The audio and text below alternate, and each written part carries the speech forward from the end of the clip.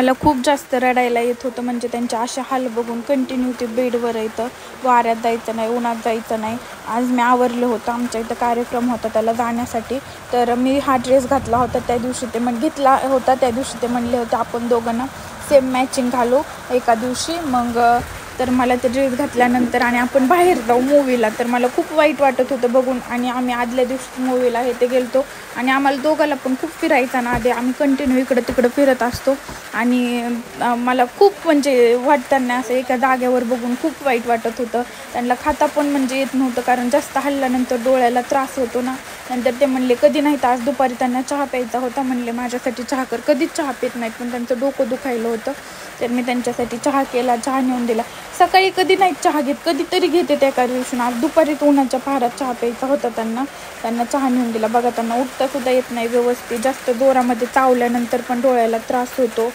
म्हणजे त्यांचा डोळा एवढा म्हणजे पूर्ण लाल बुंद झालेला आहे, बघू शकता, पूर्ण सुजला आहे पलीकडला डोळा, त्यातून कंटिन्यू पाणी येतं आहे. नंतर त्यांचं अंग पुसायचं होतं, कारण आंघोळ करायची नाही, तर त्यांना वाईप सांगितले होते पप्पाला, तर ते घेऊन आले होते. त्यांनी त्यांचं सगळं व्यवस्थित अंग क्लीन केलं आणि कपडे वगैरे बदलायला लावले आणि झोपले होते, औषध ते टाकून कपडे ते चेंज करून. तर खूप वाईट वाटत होतं, कारण आम्ही पहिलं बोललेल्या गोष्टी आता मी एकटीने तो ड्रेस घातला होता. ते म्हणले होते तुझं जेव्हा हा घालशील ना, मी हा घाले आणि मग आपण इकडं जाऊ तिकडं जाऊ. तर ते बोललेलं सगळं आठवत होतं, म्हणून जास्त आणखीन वाईट वाटत होतं मला.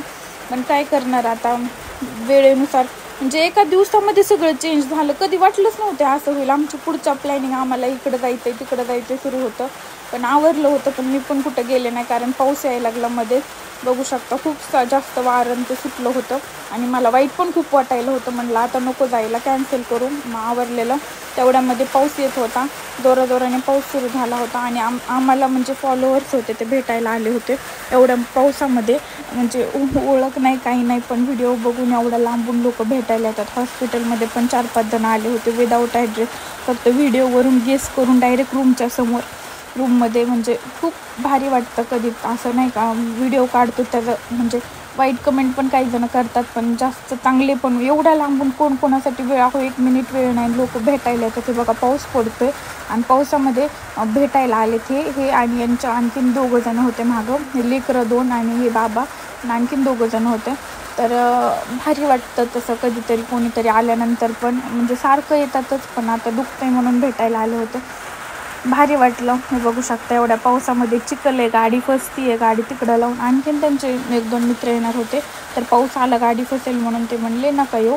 नंतर त्यांच्यासाठी चहा बनवला होता. चव्हाणसाहेब झोपलेले होते, कारण त्यांना काही असं बघताच येत नाही. त्यांना इकडला डोळा ओपन केला का ते इकडल्या डोळ्याला त्रास होतोय, म्हणून ते जास्त काही बघत नाहीत, बोलत नाहीत.